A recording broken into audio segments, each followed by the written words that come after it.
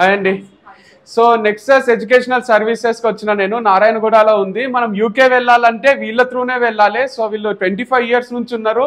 చాలా trusted and genuine service ఇస్తారనమాట.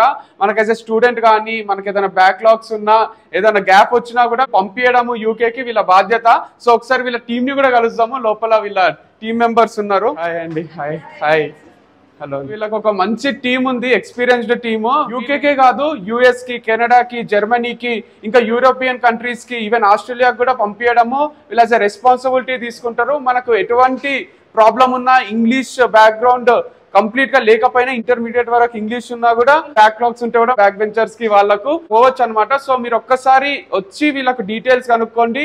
Educational fair కూడా ఒకటి కండక్ట్ చేస్తున్నారు March 1st కి.